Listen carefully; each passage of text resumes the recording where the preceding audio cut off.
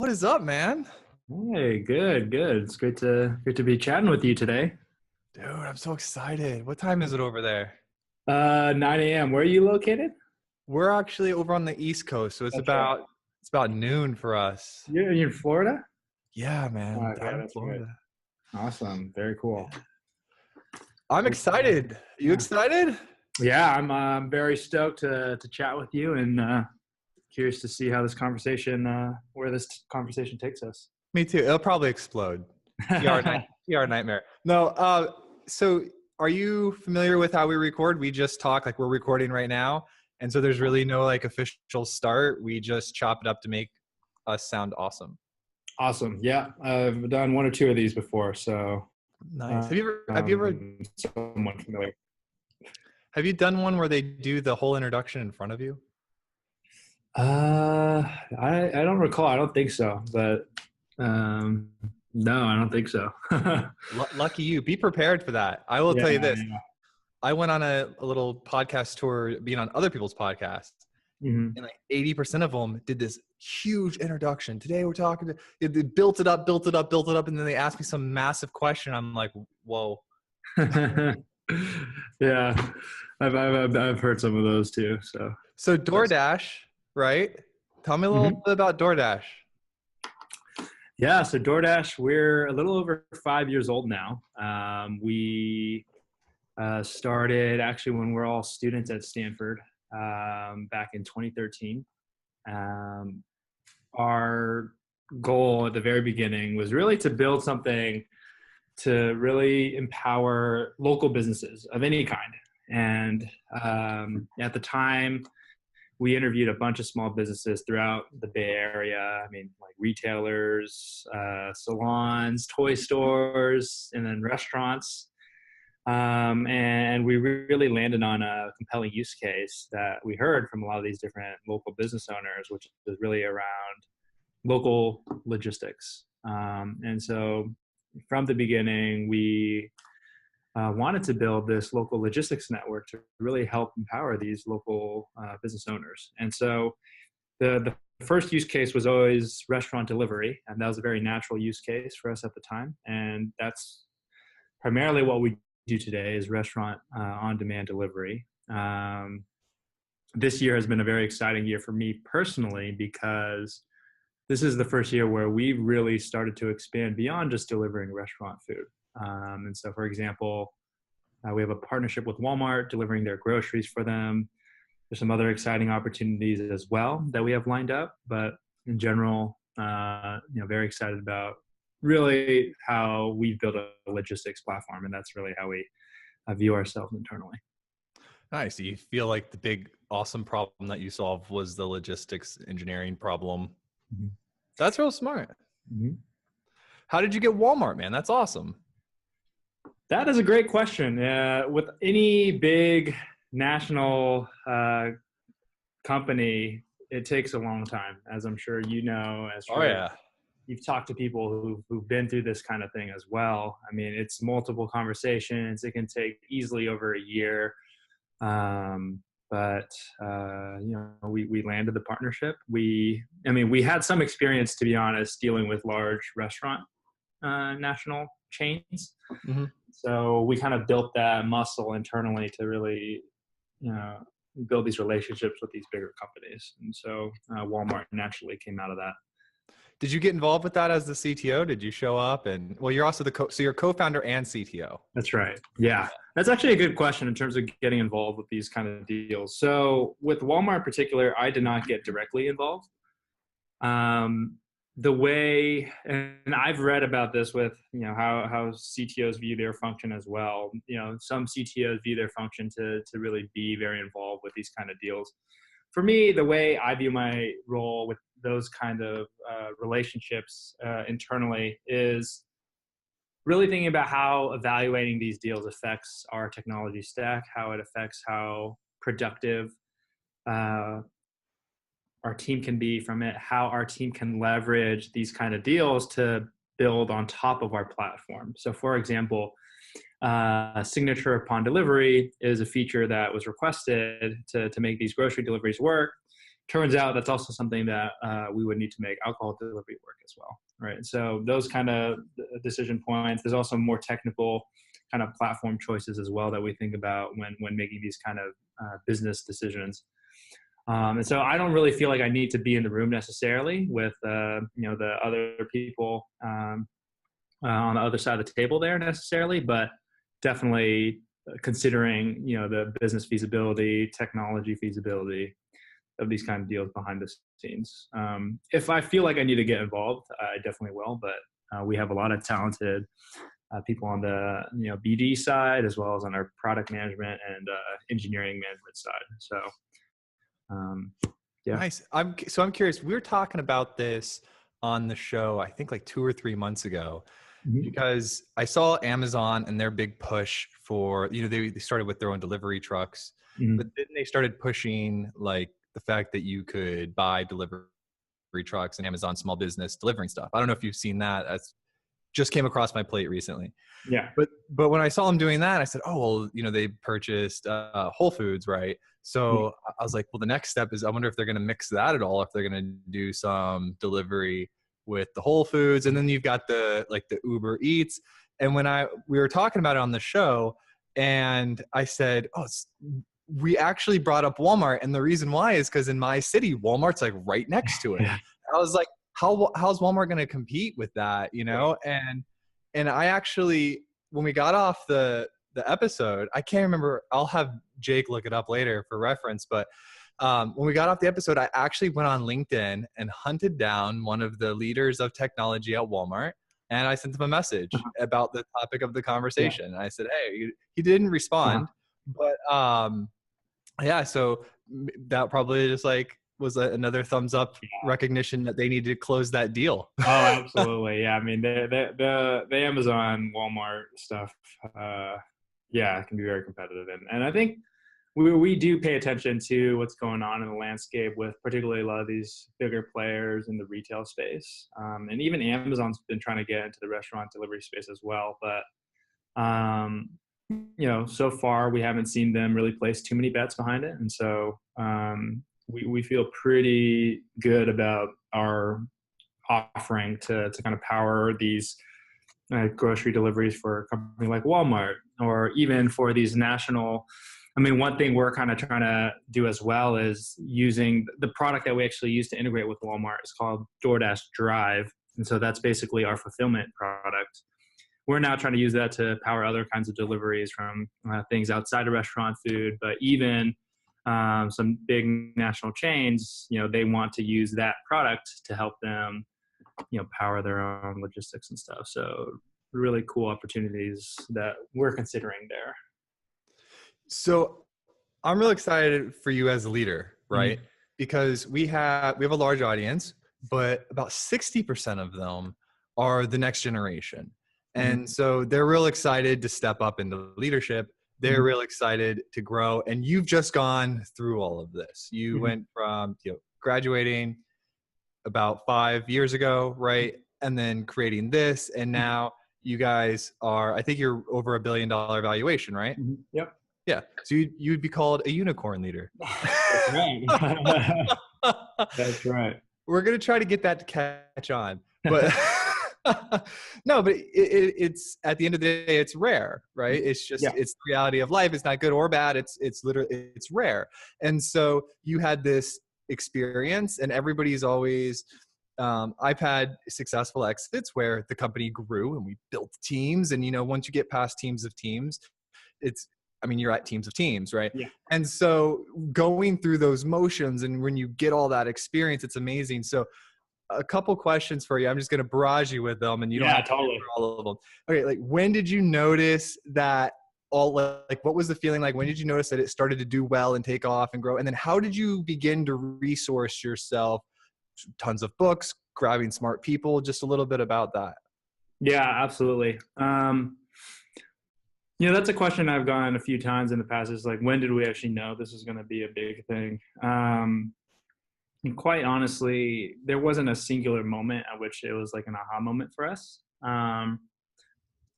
When we started the company, before we launched as DoorDash, we're actually called Palo Alto Delivery. And we were just doing it every weeknight while we're still at school. And we were doing, 10 to 20 deliveries a day, and 2020 at that time was a big deal.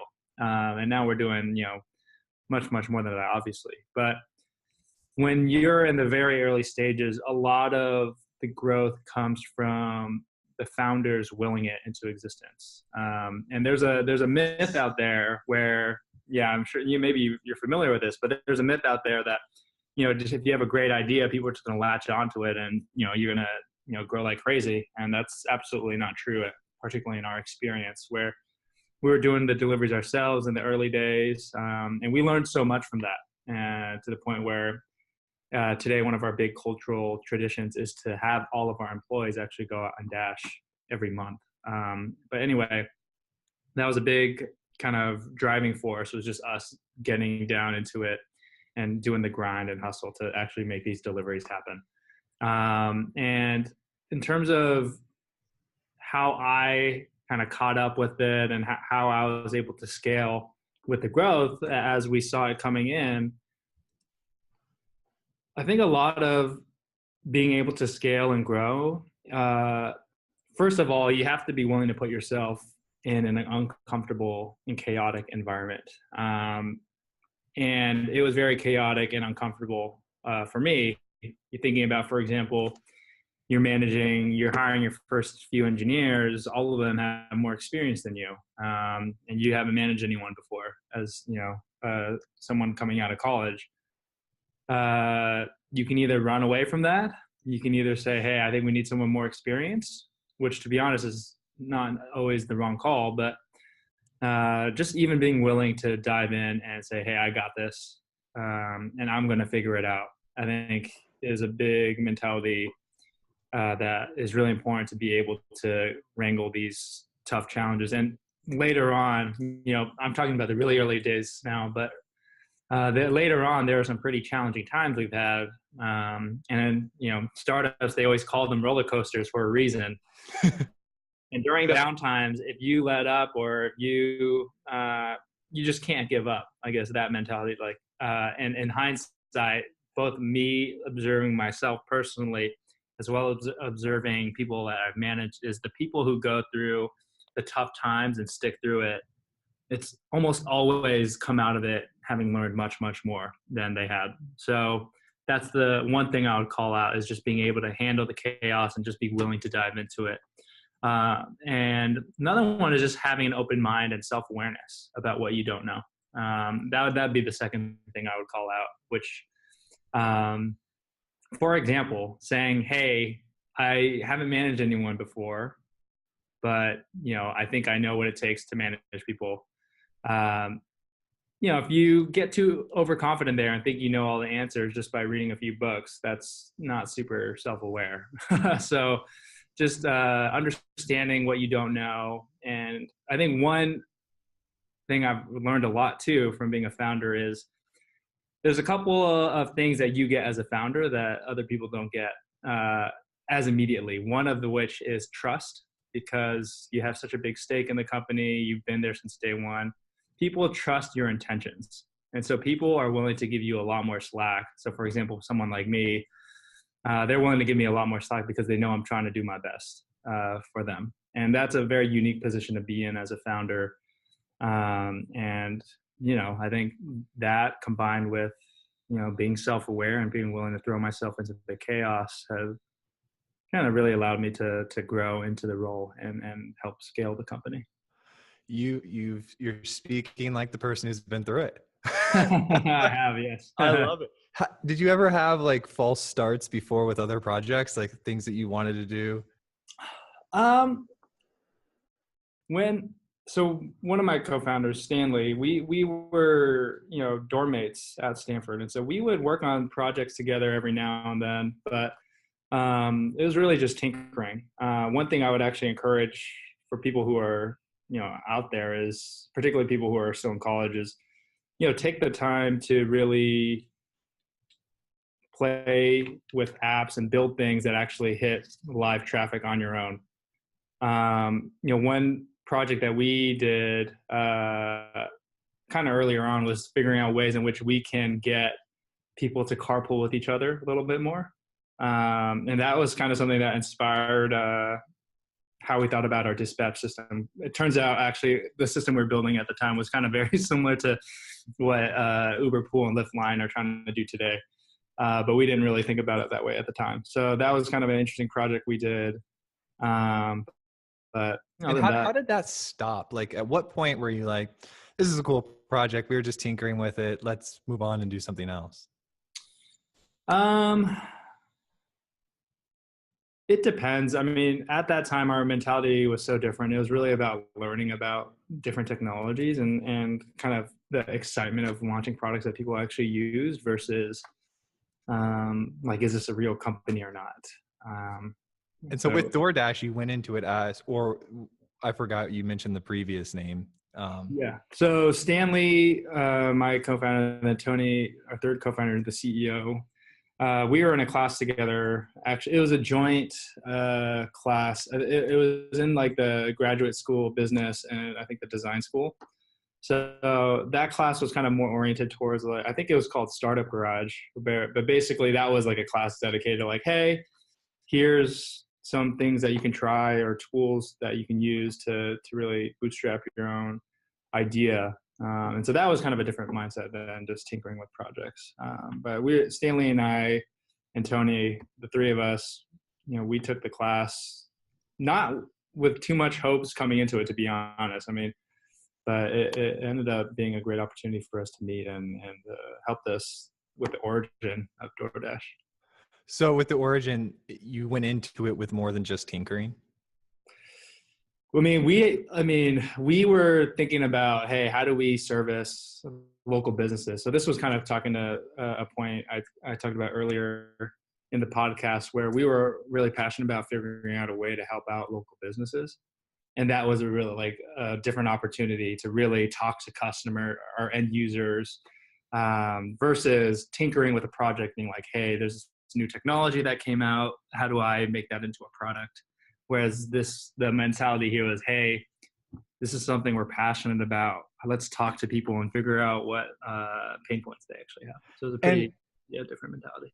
Doesn't that make it so much better too? Like, I started out and I had some early success, and then I had some not so much success in between other successes, right? And in building these products, I found that it's so much worse when you're just in the background building and you're just building against what you think should happen. But when you get people involved, it's like you get this different energy and you get this momentum, and it's this whole different world. It's like, it's not even what you thought product was before. It's like, now that you got people involved, it's amazing. That's one of the big emphasis points we have here at DoorDash too. It's one of the biggest reasons why we encourage all of our employees and the engineers to go out and dash every month, is because we want them interacting with users. And that's so important. And particularly, for us, when we think about DoorDash is a three-sided marketplace. There's consumers, there's dashers, there's merchants. It's hard for you to grok that as an engineer if you're just building code. And dog fooding the product, you're really only able to dog food the consumer side of the product on a habitual basis. And so even dashing every month is good, but even then you're still not scratching the surface as much on the merchant side. And so for us, that's why we really try to emphasize, talk to people, go visit stores, go out and dash every month. And another thing that's kind of an interesting nuance about our business too, and some other businesses out there, is it's a very hyper local business. So your experience in Florida is going to be totally different than my experience in San Francisco for a variety of reasons, due to the logistics, restaurant selection, preference of the people who are in the market. So it can be tempting as an engineer to kind of sit in your ivory tower in HQ and just kind of figure out things just by intuiting them. But that's a very dangerous trap to fall into. Totally agree with that. So I subscribe to the mentality of like, always ask questions, even if people think they're dumb, right? Mm-hmm. So I've never heard dog fooding a product before. Can you explain this to me? Oh yeah, totally. So dog fooding a product is essentially having your engineers or your employees use the product internally before it gets launched. Oh, eat the dog food. Okay. Yeah. Drink the Kool-Aid. Yeah. Yeah, exactly. All right. I got it. That's interesting. Okay, cool. Yeah. See, I'm glad I asked. Yeah, no, great question. It's like we translated it. It's like I have a phrase for that. Yeah. No, that's good. We're expanding our vocabulary right now, my friend. This is exciting. Absolutely. So I saw some of your writing or the things you're posting online about starting engineering function from the ground up, challenges and successes, starting a team at DoorDash.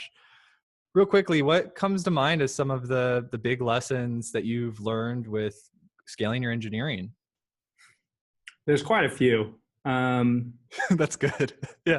I think one thing I would like to talk about is I think I started posting on Twitter mainly because I got inspired by a few things to start sharing my thoughts more publicly. One topic I want to talk about is, which I posted a little bit about on Twitter, is I've gotten to see over the past 5 years how people either really accelerate their career growth in a chaotic environment like a high growth startup, or they don't. And one of the biggest things I've seen is the people who are just willing to throw themselves. It kind of goes back to my own scaling experiences. And a lot of the reasons and motivations why engineers or people in general want to join startups is because they want to learn a lot. And so what I try to tell people is if you want to do that for yourself and you want to expedite your career growth, you have to join places where there's a lot of things going on and they're actually experiencing growth. I think people sometimes mistake, startup with career growth, because there are some opportunities out there that are really awesome if you want to have a high ownership over the product, or you want to have a really tight-knit community with your team. And that's a totally great motivation. But for some people I've talked to who are really interested in, like, how do I become a senior manager or get into executive level really quickly, joining a startup, to gain those kind of senior skills, you have to go into a place where those opportunities will come into existence. And for example, as a manager, if you want to grow into a management role quickly, you're not going to be able to grow into a management role quickly if the team you're joining is not growing very quickly, because literally the opportunities for management will not come around unless, a manager leaves or what have you. And so that's something that I've tried to encourage people is, like, I don't want to just talk about team growth, but look at the growth of the business, look at the growth of the team. Valuations can be deceiving at times, but sometimes that's all the information you have. But it's not really about the valuation. It's really about how the business is growing and how the team is growing. And if you join a place where those things are changing very rapidly, then you're going to throw yourself in an environment where you're going to have to learn to adapt. So that was one of the big lessons I've learned, and I've tried to convey to people when they come to me and ask, hey, how did you get into the position you're in today? How do I get into a position where I can quickly scale into doing quote unquote senior things, whether as an IC or a manager? That's the advice I'd give. Yeah, so I like what you're talking about right now, because this is something that has, I talk about so much and with so many different people. So I have this like condensed 140 CTOs like perspective in it. And when all that started to happen, I started to see these different ways of looking at the same thing. So when you're talking about going to like a larger existing company and versus a smaller one, the thing that was going through my head when you were saying that is I started to look at business in a very literal way of these systems of repeatable, scalable processes. Essentially, here's the program, run the program. This is how we respond to this. This is how we do that. And so all these processes stack up, and then that's how you can scale them. And so when you're at a large existing company, those processes are well thought out and they don't change very much, right? Yeah. They change as the market demands them. But when you're at a company that's growing and rapidly expanding, those processes are being created and modified rapidly until they find some sort of semi-permanence or permanence. And so when you get to be a part of that creation of systems process and that's why everyone says, oh, it's okay to fail startups. You're failing a lot more often, you get a lot more experience. yeah, what you're doing is you're finding the repeatable thing. You're finding the thing that's going to work, and then you're ensuring that you transition from creation of it to management of it to delegation of it, right? Because those are you gotta create it, then you gotta manage it on its initial as the manager, and then you have to delegate out a manager, and then go up and then do it again, and then do it again and do it again. And people are like, it's not like it's if you learn to love it, congratulations, you can do anything in life. Like I love it. But first of all, it's not that clear or obvious. And so when you do figure it out how to move between the stages and grow it, it's a lot of fun because it gives you a lot of power and confidence. I see you smiling right now as I'm talking about this. It's exciting at times, definitely. And I think one thing that particularly with co-founders and CTOs and non-CTO co-founders is really finding the balance of figuring out how to learn those things on your own versus bringing people from the outside who've kind of seen it before. And that's a really tricky thing to navigate, is figuring out how do you bringing in directors, bringing in, as a CEO, bringing in other executives into the team. It can be a tricky balance because you want to bet on the people who are growing internally. At the same time, there's a big cost to kind of learning on the fly as well. And so it's a kind of a double-edged sword in that sense. You're balancing it out. Exactly. Yeah. That's a fun one. Those are the ones that are like the real difficult decisions. Those are the ones you think about quite a bit. All right, well, if I move Mary over here, or if I bring John in for this, how would this person perform? And then you're like balancing, all right, I'm spending too long making a decision. Now I just got to decide. And it's a lot of fun. So you're clearly very passionate about the work. When did you first fall in love with technology? When did you first get introduced to code or the whole world of this? I grew up in Silicon Valley. So I had a very unique opportunity to be exposed to code and technology pretty early on in my life. I don't remember when I wrote my first program, but it's probably when I was like 7 years old. And I was kind of around computers all the time. And that was something that was always kind of a hobby or passion of mine growing up. And when I went to college, I was pretty set on doing something related to computer science. And that was going to college and meeting people who come in from literally across the globe. You come to realize how fortunate you are, and for me, being in that position to have been that long of an exposure to technology. And yeah, I mean, it's kind of something that I've been doing for a very long time. So you're not in like the crazy big city. You're just in your hometown. That's right. I love it. I mean, I grew up in Cupertino, so that is a tech area too. And I guess when I went to college, I didn't really think that much about Cupertino, but then people are like, Cupertino, that's where Apple is. And so, yeah. Oh yeah. Oh man, I love it. Cause I'm in my hometown too, and it's like, it's a vacation town. So there's like a lot of older people, but in one sense I was very lucky. So my father was an engineer. And so he got his education in the Air Force, and they taught him to put GPS systems into the B-32 stealth bombers. So they're like, we have a very stealthy plane. Now we just need to add some GPS to it. Right. Oh, I see. And right. So he was on that team that did that. And so he got his education there with some embedded systems and programming and technology. And then he did that when he got out of the Air Force, and then he taught me. I was about 8 years old when he had me writing my first programs, looking through memory buffers and stuff like that. But were your parents into technology? Yeah, they were. My parents were into technology. And I mean, I think one thing I've come to learn about that is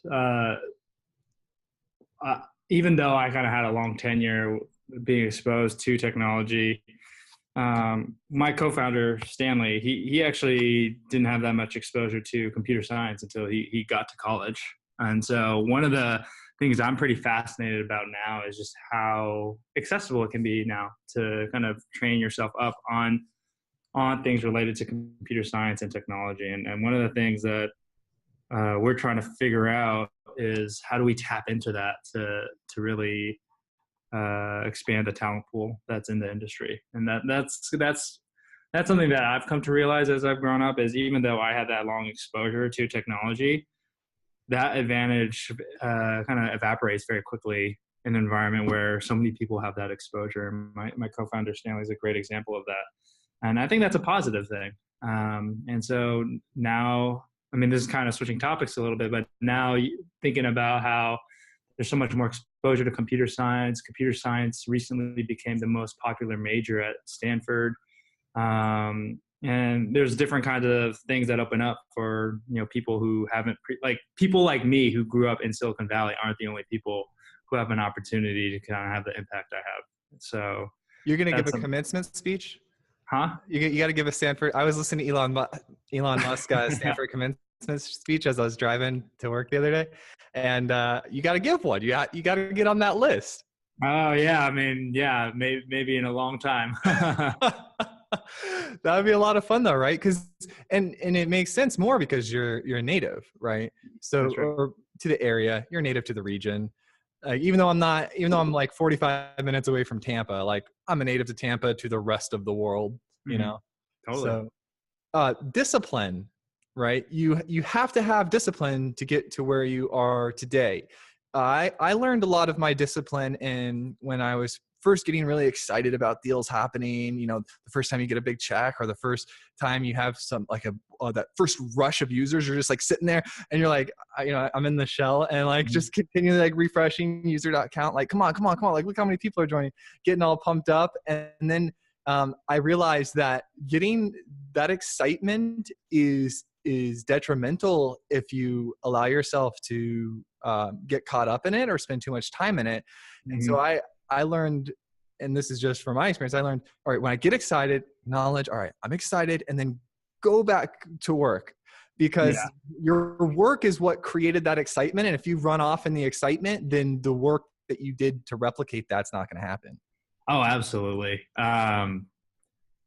We're kind of, I think with DoorDash, because we're in such a big space and it's a very competitive space. And I think a big reason why it's competitive is because the opportunity here is so big. But because it's been so competitive, even from day one, the names of the players have changed over time. But, it's always been a very exciting competitive space. And what that's really drawn out of us was kind of a little bit what you're saying, is that mentality of you got the win, but there's so much more you got to do. And being able to live that grind and always looking for the next thing is very crucial, actually, to keeping yourself motivated and keeping your team motivated to get things done. And even today, I don't think we're nearly where we could be. And as a company, I mean, just thinking about the restaurant delivery space just within the United States is so massive. And then you think about the grocery opportunities we have. You think about the other opportunities to power local logistics beyond restaurant, food, and grocery. There's just so much to do. And I'm not even talking about Canada, right, and other parts of the world yet. And so having that mentality of, there's still so much more to do is extremely important. At the same time, one thing I've come to learn is you do have to cherish those moments every now and then because it can be tough. It's, it's very much of a grind for you. And, as much of a grind as it is for the founders, you're putting employees through a very similar grind as well. And you want to make sure that you have their back and that you're showing them that you care about them and that you appreciate the work they're putting in. So relating to a point I said earlier, it's you got to find that balance of staying motivated and hungry and making sure you're celebrating some of the wins along the way. Dude, it's all about the balance. Like with that's like my asterisk for every piece of advice. I'm going to tell you to do this, but you have to balance it against everything. Like I had a moment, I was very excited this month because I found out, I got this email and I was like, oh, you've been listed on Entrepreneurs like 40 under 40 for this year. Wow. I'm like, what? I'm like, are you kidding me? And so like, yeah, I spent the afternoon like calling my dad and like, spend an hour or two, like call my dad, call my wife, be like, you guys won't believe this. This is like, I'm really pumped up. And yeah, so it was pretty cool. But then I'm like, all right, I got to go back to work. Absolutely. You got to cherish those wins and then you got to get back to it. Yeah. A little bit of celebration. And then, and like what you were saying, it's about falling in love with getting to the next level. Like you have to love completing the level you're on. And then that transition of like, all right, I'm on level 6 of 52. Mm-hmm. Like we've got I'm not done yet. Like I'm young, man. Like let's do this.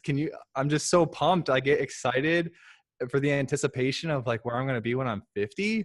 Oh, it's like, if you could fall in love with the hustle and then the business and I think for me, it's more like growing myself. Yeah. Really. Like it's, I'm always improving. Like yesterday I went to the dentist and I'm like, hey, how can I improve my teeth to be a little bit better?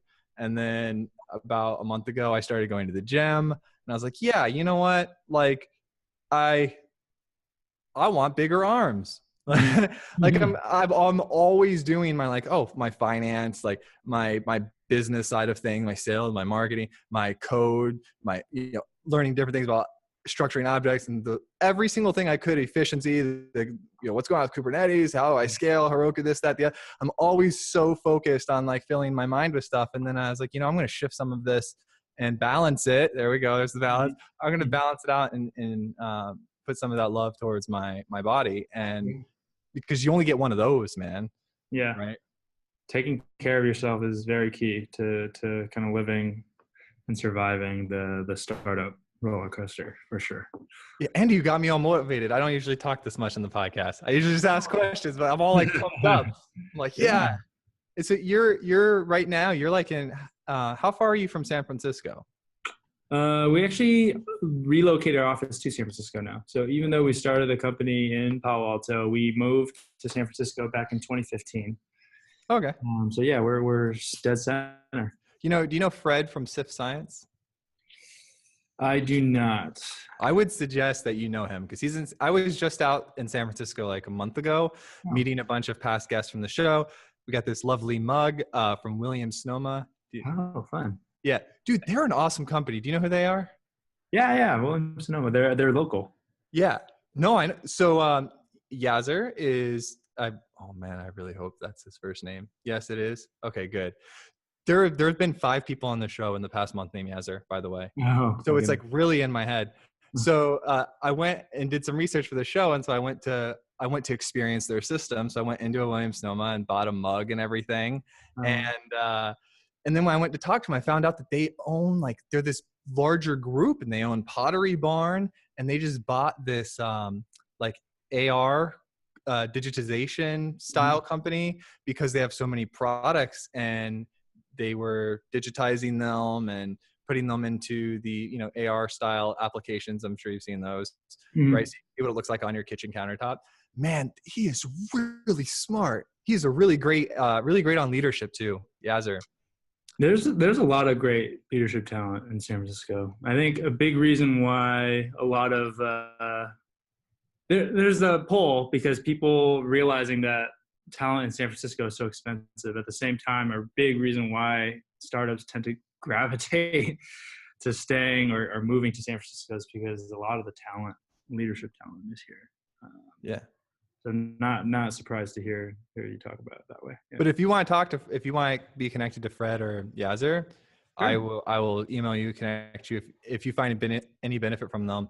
They're both like 40s and 50s, but yeah, I got to hang out with them in person, or at least Fred, last month when I was in San Francisco, and just like really great people. And he wrote Google Payments and sold a startup to Google, and then he went and did SIF Science. And but anyways, I always like to connect great people. Absolutely, yeah. And then next time I'm out in San Francisco in a couple months, might be giving a talk, and then I'll stop by and say hi to you. Sure, yeah. That'd be awesome. Good to have you here. What advice are you a fan of Elon Musk? Huh? Are you a fan of Elon Musk? I respect a lot of what he's done. Yeah. Yeah. I know he's in the news a lot right now. But I try not to stay too close to that, but you can't argue with some of the accomplishments he's had. Right? I don't stick to Jake's like, you might not want to bring up Musk on the show. He's got a lot of PR. I'm like, dude, all the people who are hustling, their heads are down and they're hustling so hard on their own project. Like, great, Elon Musk said something that everyone freaked out about. But like, we're just looking at the fact that he puts rockets into space. Right. Like, come on now. It's like I ship code, but he like ships rockets into space. So, so he calls you up. He says, "What up?" You know, maybe he's driving through Stanford or San Francisco in his Tesla, or he's boring under the city. And you go over and hang out with him. He's got a time machine. You go in the time machine, you go back 10 years, right? To your previous self. You get to give yourself one piece of advice. What would it be?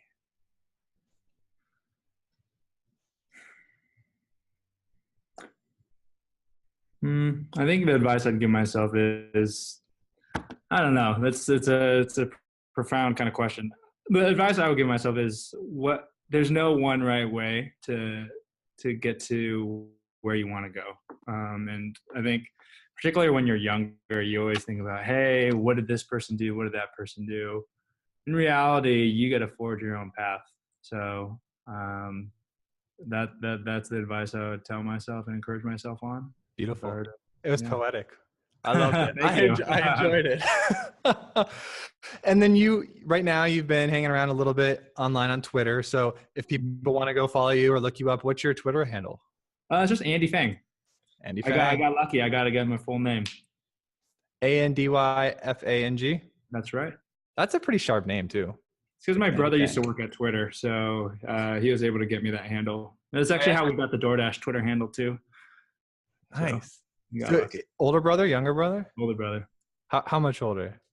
2 years older. He's actually working at Lime Bike now, which is one of the scooter companies. And we're actually figuring out how to potentially leverage partnerships with companies like Lime Bike or Bird or what have you to kind of use alternative transportation models to power our delivery. So that's been kind of exciting. Is that like you rent them or something? Yeah. Cool. I saw some scooters when I was in San Francisco. It was just like $1 to start. And I was like, that's kind of cool. Have you seen those hanging around? Yeah. So that's what I'm referring to. Oh, that's it. Yeah. Yeah. All right. That's pretty cool. Yeah. Awesome. Andy, we did it. We made a podcast. Wow. We won. That's great. That is. We get some points. We win today. Is there anything else that I guess we're approaching time, I guess. So yeah. We don't really I have like things I really want to ask Andy. Notes. And so I got them. If there's any other things that you want, we can plug it and edit it in. So you just you have something? Not off the top of my head. Shout out to your parents. I think one thing that I guess would be good to talk about is just I think when thinking about DoorDash and some of the technology challenges we have, I think for people who use the app, it can be easy to overlook some of the kind of technology problems that we have. So I think maybe just glossing over those really quickly. One of the big challenges we have, and I mentioned this earlier in the podcast too, is just how we have to balance out a three-sided marketplace. So you think about drivers, you think about merchants, you think about consumers. So there's a lot of product surface area that we have to cover there. And then when you dive down into making a delivery experience seem easy and intuitive, a lot of things that we have to figure out in terms of how do we make our drivers as efficient as possible. When you're thinking about potentially partnering with other companies or building alternative vehicles in-house, and figuring out how do you match drivers to orders in the most optimal way possible. That can be a pretty challenging, not only a machine learning problem because you have to predict supply and demand, as well as be able to predict, for example, how long it takes for a restaurant to prepare an order. But it's also an operations research problem. So you think about like a traveling salesman problem. How do you optimize that in real time? That's a pretty challenging task at hand. And so, there's a lot that goes on underneath the surface that makes it very exciting space to try to grow into and get coverage in. So I'm curious, and I don't even know if I'm allowed to ask this question, but with all the GDPR stuff going on, although we're in the States, like I would just, when you were saying that, what was running through my head was, oh, I would keep like my own proprietary data on like typical like individual restaurants and when they happen to be delayed. So I could, structure that into my delivery, because you want people to have hot, fresh food and you don't want drivers to wait and you want everyone to have expectations. Do you guys have to do that type of stuff? We definitely try to keep track of like how long it takes for a restaurant to prepare food, for example. We don't expose it to the end user necessarily, but we try to use it to inform, for example, when do we send a driver over to pick up the order? Because one of the biggest inefficiencies in the system can be if you send a driver to a restaurant and they're waiting for the order to get made. And so that is what kind of kills the efficiency. That's what makes the system kind of slow down. So that's really one of the primary ways we use it. And we also use it to inform merchants on how they can better their own in-store operations as well, which is a really key part of making the whole flywheel work. Yeah. So you own some of your vehicles, right? That you do deliveries? We are piloting the alternative vehicle types. I mean, the vast majority of our deliveries happen through people driving their own vehicles, whether they're bikes, scooters, or cars, to deliver orders. But that's awesome. Yeah, we do try to have in-house stuff, but some of that is not. We're piloting, I would say, and experimenting and tinkering internally, but nothing too crazy out there yet. Nice, yeah. And not to talk about like competitors, like, or if they are competitors, I don't even know because I'm not super in this business. Yeah. There's this one that's called like something Bite that they look almost like a franchise. They popped up next to the place I take guitar lessons, so I saw them. They're just called something Bite, and do you know what I'm talking about? You cut out a little bit. I think were you talking about Bite Squad? Yeah, Bite Squad. Okay, yeah.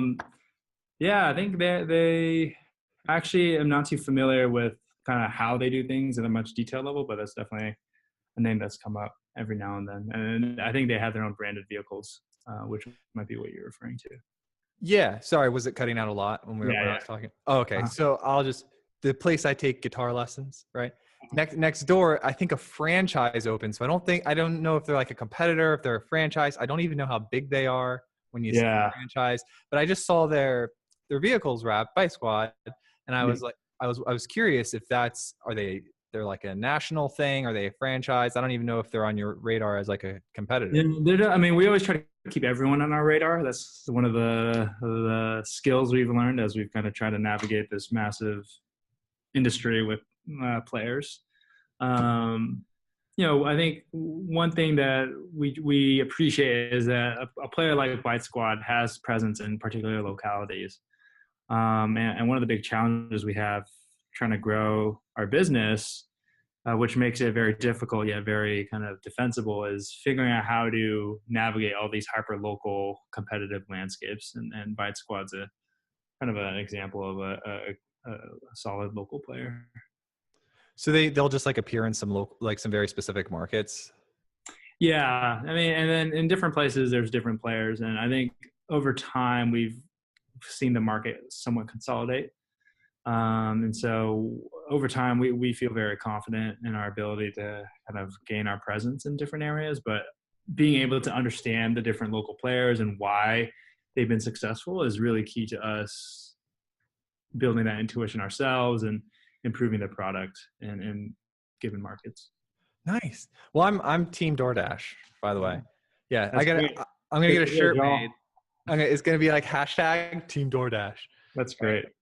Do you guys have cool like swag and stuff like that your people wear? We always now and then have swag. We did a brand redesign, I think at the beginning of the year, that was really well received by folks both internally and I guess people externally that we surveyed out to. So I love it. It's modern and clean, man. Yeah, thank you. Your website's beautiful. It's like, it makes me hungry, right? That's the goal. That's a good hungry color too. Like when I saw Yeah. that color, it made me think of McDonald's in the sense that when I watched their you've seen it, right? Yeah. How could you not see it? You're a business Uh-huh. person. Right. And how brilliant was that, by the way?